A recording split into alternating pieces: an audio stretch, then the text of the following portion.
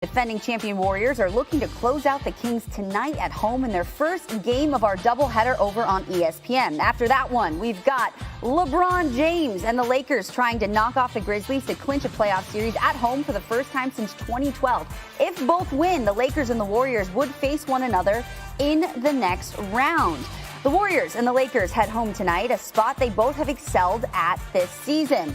Now, both teams have gone 2-0 at home in the playoffs. As for the Golden State, they are 10-3 at home with an opportunity to clinch a series under Steve Curry. For more on the West, here's Malika Andrews and the NBA Countdown crew. Victoria, thank you. These gentlemen decided to join me out on the Best Coast, the site of some big games going down tonight. We have the best dressed man in Los Angeles, Stephen A. Smith, Jalen Rose, the legend Michael Wilbon. And Stephen A., I'm going to start with you. Yeah. We got two big Game 6s going down, but when you look at the Warriors and the Lakers, each have a chance to close out at home tonight. Who needs to do it more? I don't think there's any question it's the Los Angeles Lakers. They look like they were on their last legs in Game 5. I'm of the mindset they don't win this game, they lose a Game 7. Certainly the task would be daunting for the Golden State Warriors, particularly their performance on the road this year. But the Lakers, they just looked like they were spent. LeBron didn't look like he had it. He looked completely exhausted. And it's not disrespectful. I just thought he kind of milled it in. And what I meant by that is you get to the game, you see how you feel, you start playing the game, and you're like, I don't have it tonight. I got to make sure I got it Friday night because I just don't have it. We saw that from LeBron James very, very early. You do not want to go back to Memphis for a Game 7 if you're the Lakers. Stephen, it's interesting you say that because when I talked to LeBron a few weeks ago, he talked about the nights at this stage where he's out there against guys half his age, and he's like, I don't tonight. Now, the playoffs are different, and obviously for him, I think the answer to the question, as you said, is the Lakers. I mean, I know Golden State has one thing working against it, the road record, just the road, period. But the Lakers, first of all, they don't even get a full 48 hours after tonight's Game 6 and what would be Game 7 on Sunday. They don't get a full 48. So I just think the Lakers need to win. Remember, they almost got taken in Game 4 at home. So it's going to be hard enough just to get Game 6 tonight. They do not need Game 7. I think the Warriors are actually in control of the series. I'm not so sure about Los Angeles. Malika, I agree with these esteemed gentlemen, and I'll give you some different reasons. De'Aaron Fox has a fractured fingertip. And the longer that series goes, the more it's going to get hit, the more he has to brace himself when he falls. That's going to be an issue. And obviously, I picked the Warriors to win that series in 7 anyway, so I anticipated they will. In particular, now that Draymond Green has found ways to score the ball along with Andrew Wiggins. So it definitely is the Lakers, because if they go to Memphis in a Game 7 after the way they just played in the previous game, you guys all know the role players play better at home.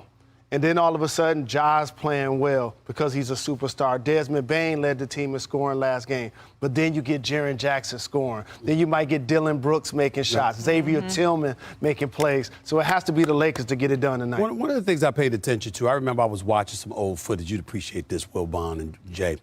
I'm watching old footage of 2016 when LeBron and them are down 3-1 and they get Game 5 because Draymond got that, the Cavs got that stimulus package when Adam Silver and them suspended Draymond Green because of his tussle with LeBron James. Bogut and Iguodala get hurt. They win Game 6, and then LeBron is talking to them. We got him, y'all. We got him, right?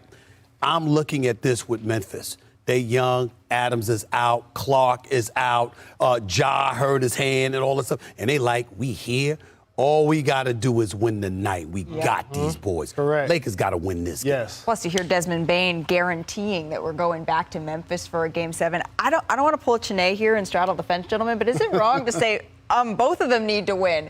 Warriors don't want to go do it on the road, and the Lakers don't want to add any more miles. But there's got to be urgency, I think, that we all feel with the Los Angeles Lakers, with just age and performance sort of sliding a little bit. But by the way, Memphis, how about demonstrating some maturity? Because you're not getting Game 6 with some discipline and some maturity along the way in a huge game for them. I agree. I want them to shut up and put up.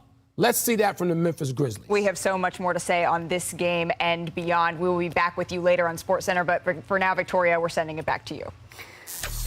Series 3-2, and LeBron James is seeking his 31st series win when holding a 2-game lead in a series That would be one shy of the most all-time by any player. Anthony Davis is coming off his best game of the series, scoring 31 points and grabbing 19 rebounds in the Lakers' Game 5 loss. But that, of course, takes us to the other side in Game 5. Desmond Bane and Ja Morant, they were as good as it gets. They became the sixth duo in NBA playoff history with 30 points, 10 rebounds, and 5 assists in the same game. Speaking of a great duo, we've got you covered in LA pregame with reports from Tim McMahon covering the Grizzlies and Dave McMenamin covering the Lakers. Dave, I'm going to start with you because LeBron led the Lakers with 5 turnovers in their Game 5 loss. But what can you tell us about the steps the Lakers are taking to turn things around and close out the series at home tonight? Well, after Game 5, LeBron James said he played like bleep and vowed to be better in Game 6. He showed up at the arena about 5 hours before tip-off, and Darvin Ham met with his coaching staff yesterday, and I'm told that when they were watching the tape of Game 5, the biggest thing that stood out was the energy level of their team. And so in order to try to help that be higher going into Game 6, Darvin Ham canceled the morning shoot-around on Friday morning. He's going to have a walkthrough at the arena around 4:30. He says that LeBron James is not dealing with any body maintenance issue with that right foot tendon injury he suffered from. It's more of just rest and recovery. And so obviously he's getting his work started early. Look at LeBron James's teams' records all time. 11-1 when his team's up 3-2 in a series. You could expect him to come in locked and loaded. If the Lakers win tonight, LeBron James will tie Derek Fisher for the most playoff series wins in NBA history with 40. Yeah, another stat in his favor. LeBron James has never lost a series in which he has led a 2-game lead going 30-0. And that's the second most series wins without a loss by any player in NBA history. Tim, to you now, because the Grizzlies almost took a game on the road in Game 4 and their stars had to show out to get a win in Game 5. What can you tell us about the Grizzlies' mindset going into a must-win Game 6 on the road? Well, you know confidence is never a problem for the Grizzlies, or at least a lack of confidence. And Desmond Bane declared there would be a Game 7. Now, Jaren Jackson Jr. said the Grizzlies are angry that they've put themselves in this situation, facing elimination. Talked about how they have to use that anger and channel it into focus.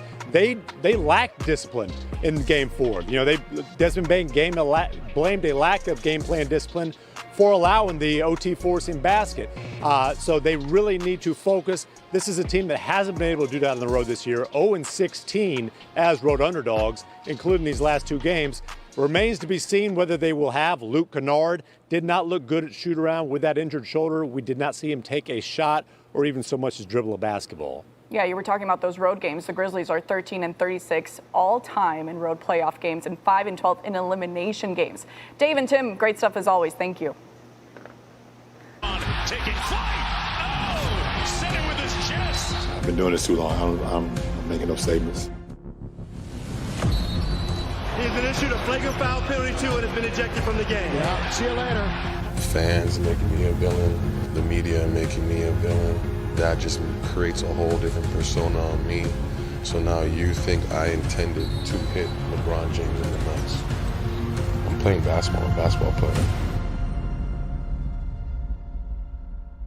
It all goes down tonight in Game 6, and we're joined by our NBA reporter who covers the Grizzlies for us, Tim McMahon. And Tim, after Game 5, Desmond Bane, he all but guaranteed that we'd all be going back to Memphis for a Game 7. And it's not like the Grizzlies lack confidence, right? But why specifically are they so confident that they are going to be able to extend this series? As you said, they are always confident. That's never been an issue. Maybe too confident at times, but they feel like, hey, they easily could have won Game 5. If they get a stop on the last possession of regulation, they do win that game. I mean, even when they got blown out in Game 3, Ja Morant made a point of twice pointing out, hey, we won the last 3 quarters. Not quite how the scoreboard's kept, but this is a team that is always going to believe in itself. And the other thing is, while Dillon Brooks has melted in the spotlight that he so desperately sought, when he was poking that bear, he was not lying when he said LeBron James is old. And this series has been back and forth every other day, travel in between. And let's be honest, Game 5 LeBron sort of looked his age. If that's the case again tonight, obviously the Grizzlies really like their chances. You mentioned Dillon Brooks. Let's dive a little bit more into him because he's struggled in this series, right? The 4th worst jump shooter in this postseason. So what is the Grizzlies' plan for him tonight? Well, it's complicated by Luke Kennard being questionable, and I think questionable is putting it pretty mildly. Just got back from shoot-around It's that left shoulder, his shooting shoulder, Right. that's injured. I'm here to tell you, he did not take a shot. He did not take a dribble. He was standing around, and when a ball bounced to that side, he reached with his right arm across his body. Wasn't even moving his shoulder. I'd be surprised if he plays tonight. And that's the solution to, hey, do we need to pull the plug on Dillon Brooks? You saw that early in the third quarter in Game 5. Boom, the Grizzlies go on a run. Suddenly the spacing is wide open. And you give Ja Morant wide open space and Desmond Bane wide open space, and they can do a lot of damage. I would be surprised if they have that option. So they might just have to ride it out with Dillon Brooks and hope that he has his first good shooting game of this postseason. Tim, thank you so much. You said the magic words, though. LeBron